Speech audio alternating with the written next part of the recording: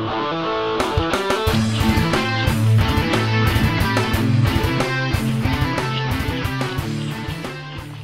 à tous, bienvenue pour cette nouvelle vidéo test. Aujourd'hui, je vais vous présenter la veste imperméable de chez Red Light. C'est la Top Extreme que j'ai utilisée lors de la Diagonale des Fous, lors de nombreuses courses de préparation. Aujourd'hui, elle est éprouvée, je peux vous en dire un petit peu plus sur ses qualités, ses défauts également. Donc on va passer tout de suite sur la partie technique. L'élément le plus important, c'est bien sûr l'imperméabilité de la veste. Aujourd'hui, ça se calcule en Schmerber, il me semble qu'on dit comme ça, donc si je ne le dis pas bien, vous me pardonnerez. Et aujourd'hui, il est mesuré à 15 000 pour cette veste-là. Sachez que pour l'UTMB, il me semble, mais je vous invite quand même à vérifier, c'est 10 000. Donc ça veut dire que c'est une veste qui est aujourd'hui autorisée sur la plupart des grands ultras. Donc il n'y a pas de problème de ce côté-là. Au sujet de sa confection, alors, il y a des éléments qui sont très intéressants, il y a de très bons éléments positifs. Il y a aussi quelques points négatifs qu'on va évoquer tout de suite. Les éléments positifs, effectivement, c'est que là, l'imperméabilité est bien là.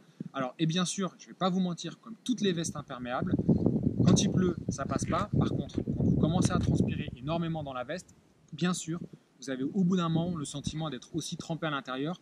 Mais aujourd'hui, ce sentiment-là, il est provoqué d'abord par la sueur qui est générée par votre corps. Donc, au bout d'un moment, c'est vrai qu'on a un peu de mal à faire la différence. Un élément aussi important, je courais avant avec la Salomon Bonatti, une veste aussi de très bonne qualité, mais dont le tissu était légèrement différent. Et celle-ci, quand on touche le tissu, on a vraiment l'impression de toucher comme une matière vraiment très imperméable, ce qui n'était pas forcément le cas de la Salomon Bonatti. Mais attention, c'est une excellente veste que j'ai utilisée pendant de très longues années et qui m'a énormément servi et qui est aussi imperméable et aussi autorisée sur la plupart des ultras. Mais revenons sur la Red Light Top Extreme. Un élément que j'ai trouvé tout intéressant quand j'ai acheté la veste, c'est ce petit élément, c'est la partie plastifiée pour pouvoir lire la montre. Alors ça, c'est super, c'est une bonne idée. Par contre, à l'usage, qu'est-ce qui se passe? Quand il pleut, on met bien sûr la veste, on commence à transpirer à l'intérieur, en tout cas à avoir chaud, ça condense, et ce qui se passe tout simplement, c'est qu'au bout d'un moment, on ne voit plus rien, on est obligé d'essuyer, et moi ce qui m'arrive très souvent, c'est tout simplement de retirer et mettre ma montre à l'extérieur. Au départ, c'était une bonne idée. Maintenant, à l'usage, ça a certaines limites. Autre aussi élément important, moi je porte ma montre poignet gauche.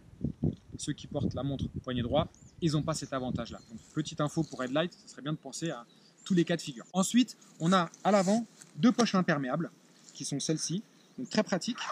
Bien sûr, la fermeture centrale, elle aussi, est complètement imperméable. Autre élément important, la capuche, on peut la ranger, je vous montrerai tout à l'heure comment on fait pour la ranger. Après, au niveau de la respirabilité de la veste, c'est toujours vanté par la plupart des marques, et dans le cas de chez Red Light, on a ici une partie qui est un peu plus aérée et qui permet d'évacuer la chaleur donc, quand on porte la veste et d'aérer la veste qui donne un petit plus, mais encore une fois, ça n'évitera jamais le fait d'avoir au bout d'un moment, surtout si vous courez pendant de longues heures sous la pluie, d'avoir un peu cette sensation d'être mouillé aussi à l'intérieur et de ne plus savoir si la veste finalement est imperméable. Autre particularité de cette veste, c'est sa compacité, c'est-à-dire le fait de pouvoir la rendre toute petite, et je vais vous en faire l'expérience. Avant ça, je vais vous montrer comment, tout simplement, on peut aussi ranger par exemple la capuche. Donc la capuche, elle a son petit emplacement. Je vais vous montrer ça tout de suite. Hop. Alors, c'est ici, à cet endroit-là, vous pouvez ici ranger la capuche. Et après, c'est très simple, il y a un petit scratch qui se situe juste là, ici, et hop, voilà, c'est rangé, donc assez rapide. Ensuite, l'élément le plus important, c'est de pouvoir ranger la veste. Et aujourd'hui, vous vous souvenez, quand on était jeune, il y avait les vestes Kawaii qu'on pouvait ranger. Alors, Kawaii est revenu sur le marché, mais ceux qui ont à peu près mon âge, la quarantaine, vous vous souvenez souvent des vestes Kawaii qu'on pouvait accrocher ici au bord de la taille. Red Light, c'est pareil. Là, c'est exactement le même principe. Une des poches sert de rangement, et là, je suis en train de vous montrer comment est-ce qu'on peut la ranger, ma foi, assez rapidement. Hop. C'est bête, on aurait dû prendre un petit chrono, mais je pense que ça peut facilement se compter en quelques secondes, en tout cas au moins une minute. Hop, hop, hop, et voilà. Et une fois que le mauvais temps est passé, la veste est complètement rangée. Ça fait un tout petit format, vous vous mettez dans le sac, voire même que vous pouvez porter sur une ceinture, si vous faites de la rando par exemple. Voilà, donc c'est extrêmement pratique. Donc les conclusions pour moi de cette veste-là, c'est un très bon produit. Le petit défaut, je dirais, c'est cette partie sur la montre, mais franchement, c'est vraiment un tout petit défaut. Et un autre défaut que je trouverais majeur, parce que maintenant je peux le comparer avec la veste Salomon de chez Bonatti que j'avais, c'est qu'aujourd'hui, cette veste-là, notamment lors de la Diagonale des Fous, où le sac était quand même assez volumineux, je ne pouvais pas la mettre par-dessus mon sac.